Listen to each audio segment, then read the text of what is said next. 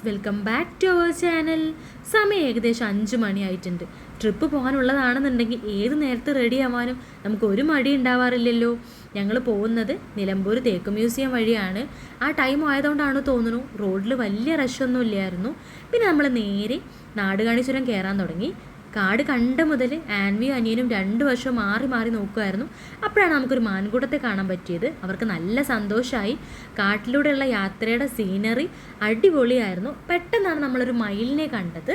പിന്നെ കുറച്ച് അകലെ നീങ്ങിയപ്പോഴേക്ക് നമുക്ക് ആനയെ കാണാൻ പറ്റി. കുറച്ച് നീങ്ങിയപ്പോൾ വീണ്ടും നമ്മൾ മാൻകൂട്ടത്തെ കണ്ടിട്ടുണ്ട്. ആ റോഡ് വ്യൂ നൈസ് എക്സ്പീരിയൻസ് ആയിട്ട് നമുക്ക് ഫീൽ ചെയ്തു. നല്ലൊരു അറ്റ്മോസ്ഫിയർ ആയിരുന്നു അവിടെ ഉണ്ടായിരുന്നത്.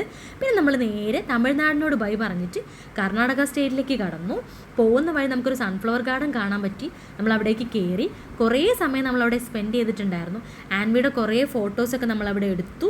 അത്യാവശ്യം നല്ലൊരു ഫോട്ടോ എടുക്കാൻ പറ്റിയ ബാക്ക്ഗ്രൗണ്ട് ആയിരുന്നു. നേരെ നമ്മൾ ഡെസ്റ്റിനേഷനിലേക്ക് എത്തിയിട്ടുണ്ട്. ഹിമവത് ഗോപാലസ്വാമി ഹിൽസിലേക്കായിരുന്നു.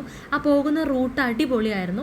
ആ ക്ഷേത്രത്തിലേക്ക് പോകാൻ വേണ്ടി നമ്മുടെ സ്വന്തം വണ്ടി എടുക്കാൻ പറ്റില്ല, ഒരു ഡിസ്റ്റൻസ് വരെ പറ്റുള്ളൂ. പിന്നെ നമ്മൾ അവരുടെ KSRTC ബസ്സിന് ടിക്കറ്റ് എടുക്കണം.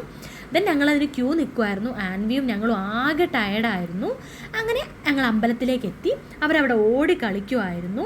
അങ്ങനെ ഞങ്ങൾ എന്ത് ചെയ്തു, അമ്പലത്തിലേക്ക് തൊഴാൻ കയറി. വെയിലാണെന്നുണ്ടെങ്കിൽ നല്ല തണുപ്പുള്ള കാലാവസ്ഥയായിരുന്നു. അവിടെ നമ്മൾ തൊഴുതിറങ്ങി. തിരിച്ചു പോകാൻ നമ്മൾ അവരുടെ ബസ് തന്നെ യൂസ് ചെയ്യണം. എന്നാലും പോകുന്ന വഴി നല്ല രസമായിരുന്നു കാണാൻ വേണ്ടിയിട്ട്. ബാക്കി വിശേഷങ്ങളുമായി വീണ്ടും കാണാം.